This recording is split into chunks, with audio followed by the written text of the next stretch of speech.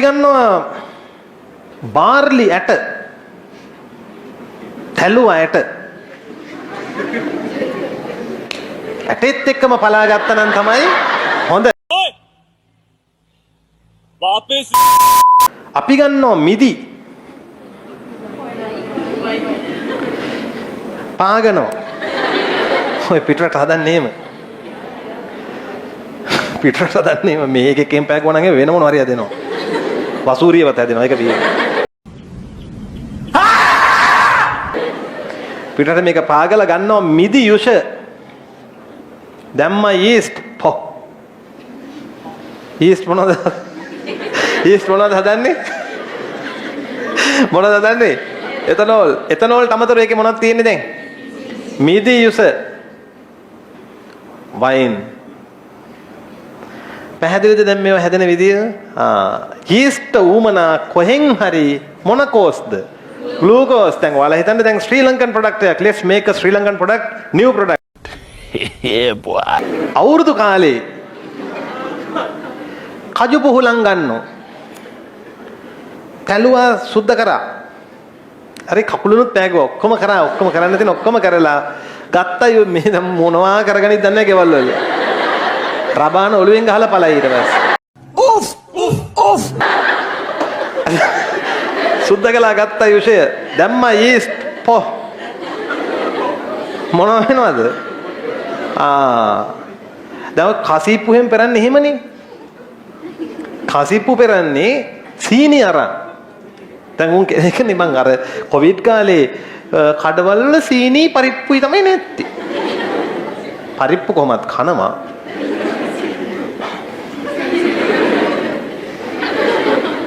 සීනි ගත්තා මේව කරා ඉස්පෝ. එතකොට මොන උන් ඒකේ වේගෙ වැඩි කරන්න උත්ප්‍රේරණය කරන උත්ප්‍රේරක ක්‍රියාවට කටුකම්බි හිම ඔබනවා. කටුකම්බි හිම ඔබවහම ඕකේ ඇලුමිනියම් යකඩ අරවම තව මේව ගෝඩ හැලි මේවා තියෙන්නේ අර මේ කැලේ. හැලිය මොකද්ද කියලා බලන්න තලගෝ එක් නගිනවා. බකක් ගාලා වැටෙනවා. තලගේ ආයෙමම පහෝදා එනකොට මීයෝ 3 දෙනයි තලගෝ 2 දෙන්නයි අයින් කරන්නේ නැහැ. ඉතින් අපරාධනේ අර සීනි මෙහෙමම ගත්තා. තලගෝ අයින් කරා. මීයෝ අයින් කරා. පැකට් වලට ඇදුවා. පැකට් එක ඩිස්ට්‍රිබියුට් කරනවා ගමේ. පැකට් මෙහෙ ගහගෙන යන්නේ.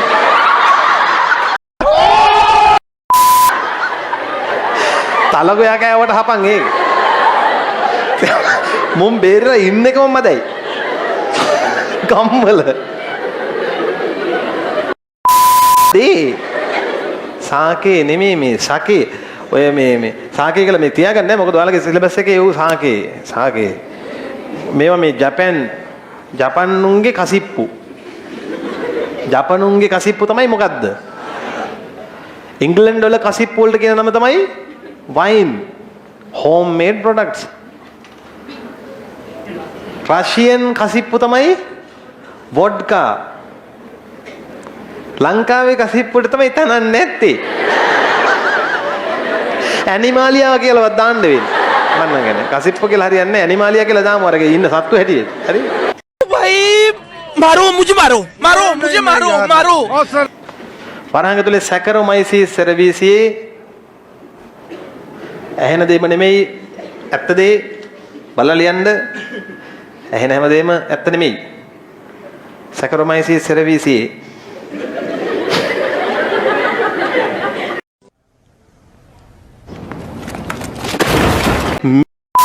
මේ මීයා කවුද? කළු මීයෙක්. අනික මන්ද මටත් හිනා එනවා ඇයි දන්නේ. මේ මීයා කවුද? කළු මීයෙක්. මේ මීයා හයියෙන් අලු මීයෙක්. ආයෙ මට කියන්න මේ මීයා කවුද? කළු මේ මීයා හයියෙන් මේ මීයා.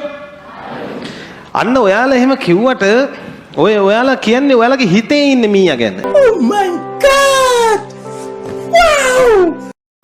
නේ ප්‍රකාශ කරන කෙනා නෑ නේද? එහෙනම් මේ මීයා කළුද? එහෙනම් අවර්ණ මීයෙක්. ඒ කියන්නේ ඌ යනවා මේ පේන්නේ නැහැ කාටවත්.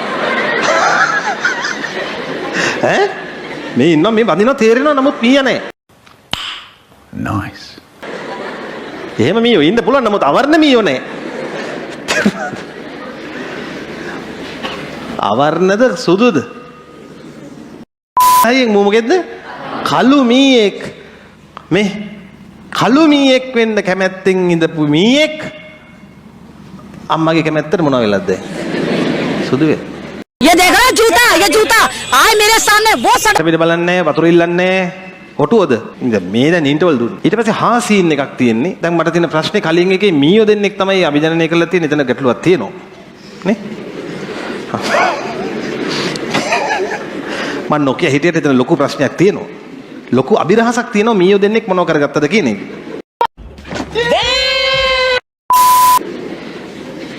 මෙතන හරියටම මැච් කරලා තියෙනවා. කළු දිග ලොම් සහිත හාවේ කළු කෙටි ලොම් සහිත හාවියක්. අනේ. සමග මොහොම් කරලා තියෙනවා. එතන මේවා හරියට ලියන්න ඕනේ. අවසානයේ රූපානුදර්ශන උපාතේ හරියට ලියන්න ඕනේ. කළු දිග හාවෙක්. එහෙම නෙමෙයිනේ මේ වෙන්නේ. නේ? කළු දිග ලොම් තියෙන එකක් නෙවෙන්න ඕන. හරි? ඒක හරියට ඔයගොල්ලෝ සරලව මෙහෙම හිතන්නකෝ දැන් අපේ මේ තොල් තියෙන්නේ. මේ තොල් මෙහෙම තියෙන්න ඕනේව නෙමෙයි. මෙහෙම තියෙන හින්දායි මේක මෙහෙම පොඩි ගතියක් තියෙන්නේ. නැත්තම් මේක තියෙන්න ඕන මෙහෙම. නෝ මේ මොයිමන් තමයි තියෙන්නේ. හොඳට බලන්න මේ හැම තියෙන්නේ මෙහිනේ. මෙහි.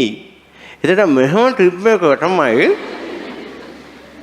මෙහෙම කපලා එතන මේ කැපුම් පාර තමයි මේ තියෙන්නේ. හරිද? කපලා අර නෙළුම් මලේ පෙති මෙහෙම මේව කරනවා වගේ මෙහෙම අරන් එතකොට ඒ තොල් ඇත්තටම සාමාන්‍ය පිට තියෙන තොල්ද නොපිට පෙරළූ තොල්ද? නොපිට පෙරළපු එක මානව ලක්ෂණයක්. ඕක හොඳටම නොපිට පෙරලෙනවා සෙල්ෆි එහෙම ගත්තේ සමහර අයගේ. Women.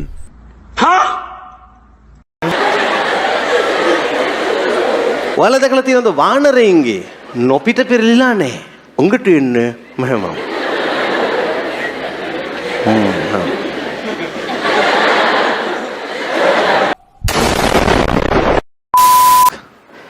දැන් ඥාන කීයක් තිබ්බද?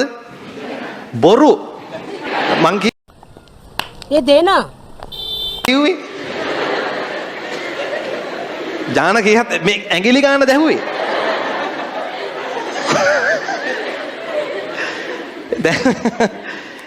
මෙතන ඇගිලි කීයක් තිබ්බද කියලා නේ ඇහුවේ. ඥාන කීයක් තිබ්බද? හිස ගැසල මරණය. ලක්ෂණ කීයක් තිබ්බද? එකයි ඒකත්. ලක්ෂණ කීයද ඒකත්? එකයි. හැබැයි පතයන් ඒත් එකයි.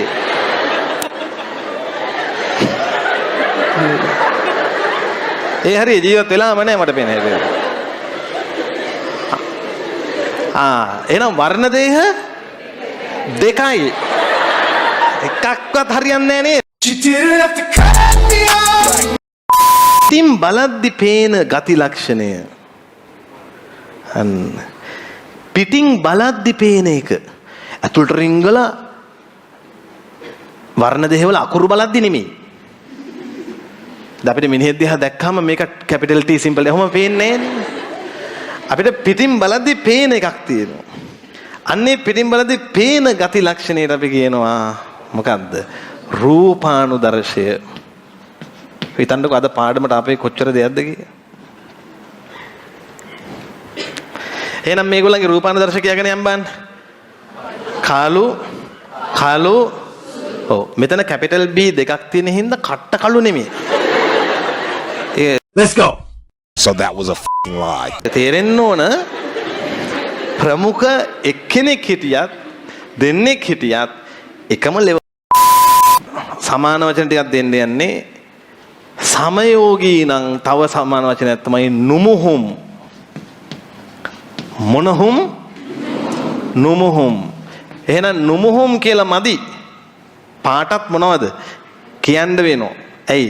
නුමුහුම් කිව්වහම කළු වෙන්නත් පුළුවන්. මෙහිම දෙකක් තියෙද්දි ඒකට කියන්නේ මොන හුම්ද? දෙමුහුම්. හ්ම්